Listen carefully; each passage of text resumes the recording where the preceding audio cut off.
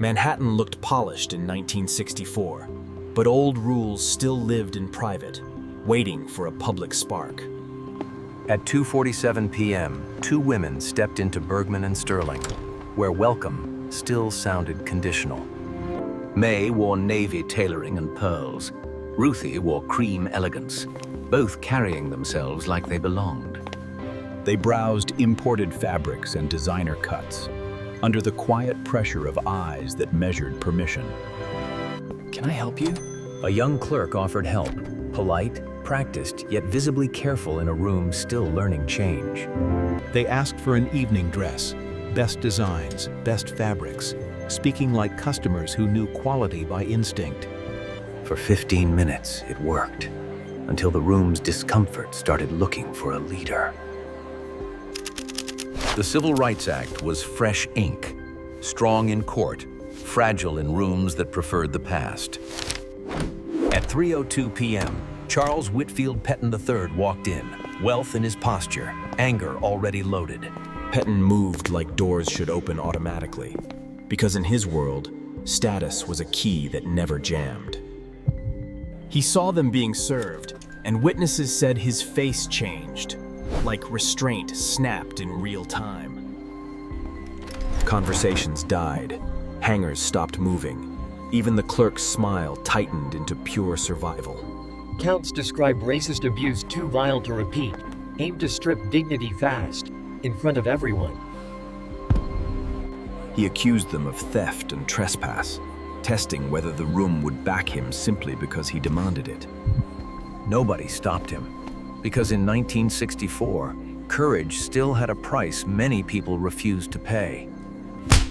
Witnesses said he yanked a gown and threw it down, performing ownership like cruelty was a right. May stayed calm, because she knew any reaction could be twisted into a reason to blame them. Ruthie cried.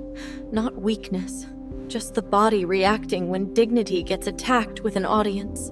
It lasted minutes, but felt like an hour, because cruelty stretches time when nobody interrupts it.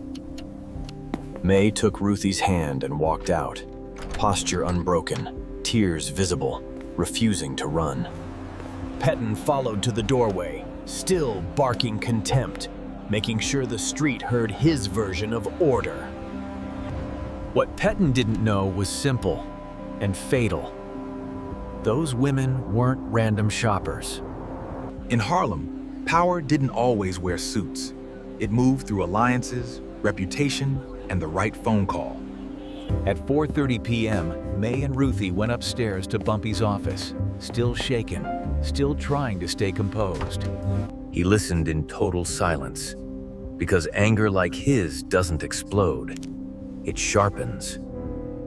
Ruthie described the insults, the threats, the thrown dress, and the crowd that watched without lifting a finger. When she finished, Bumpy asked one thing: his name. Because a target without a name can't be touched. They only caught Mr. Pettin, plus a clue. Manhattan buildings, custom suits, the confidence of immunity. He sent them home to rest, then promised he would handle it, as if the outcome was already written. The first move wasn't violence, it was information, because the cleanest revenge starts as research. Names, buildings, lenders, partners, each call filled a blank, until Pettin became a blueprint with weak points. The pattern was leverage, big holdings, big debt, meaning one panic could trigger a chain reaction. By Sunday morning, a plan formed. Hit reputation, tighten credit, isolate out. The method was surgical. Use facts, highlight risk, and let institutions protect themselves without being asked twice. From that moment, the next 72 hours weren't time passing. They were a countdown aimed at Pettin. Monday looked normal in Midtown, until Pettin's name started appearing in places that control money. In banks, risk is handled quietly, until a signature turns into a decision that changes everything. Outside Pettin property, protests formed, legal and visible, because pressure works best in daylight. Flyers turned rumor into record, dates, claims, patterns, because facts travel faster when they're printed. Partners started asking questions because they feared the same word more than anything: liability. Pettin called for answers because coordinated pressure feels like a setup, even when it's strictly legal. Tenants met in Harlem, pooling courage, because unity is the one thing a landlord can't evict. Everything stayed inside the rules: complaints, escrow, counsel, because lawful pressure is the hardest to punish. Once newspapers carried the story, the city reacted. Because scandal doesn't need a verdict to create risk. By Tuesday, invitations disappeared because the elite fear public mess more than private prejudice.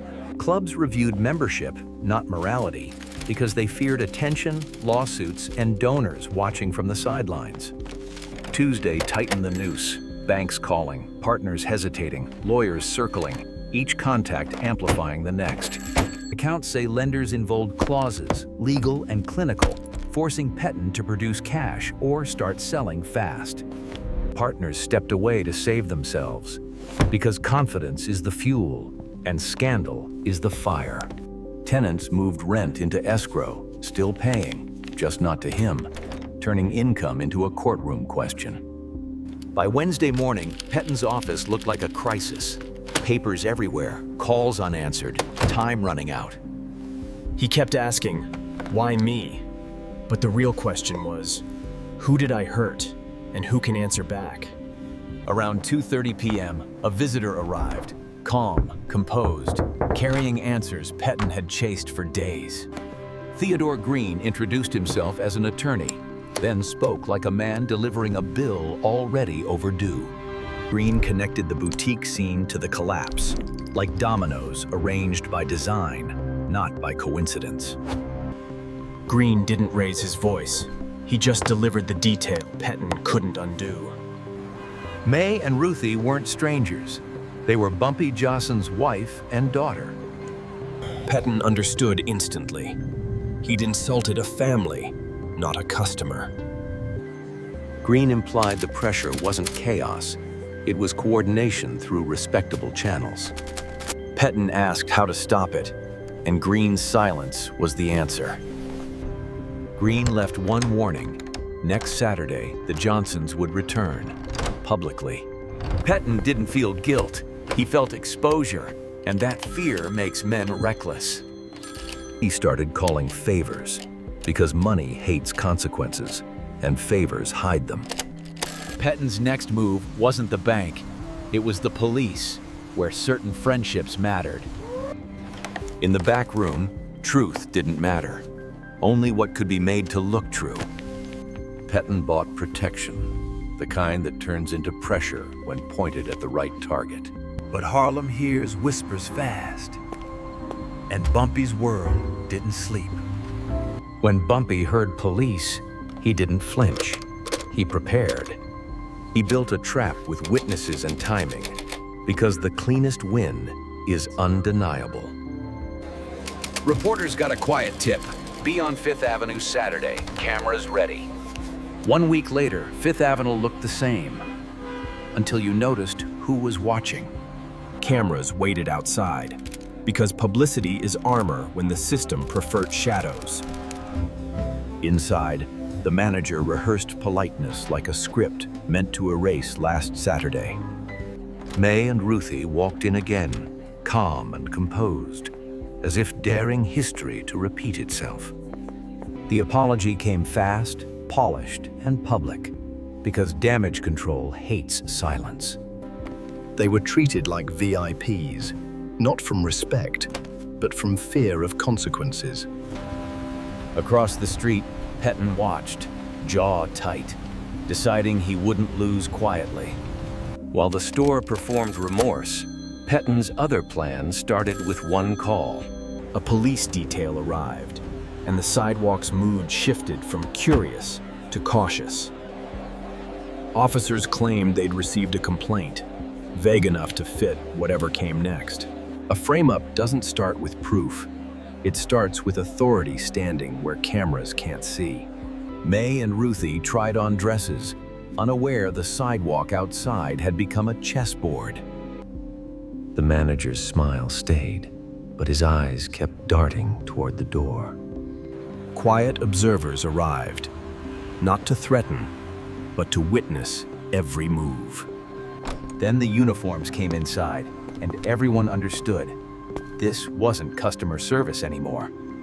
The complaint turned into an accusation. Time to sting when everyone could see. May didn't protest or panic.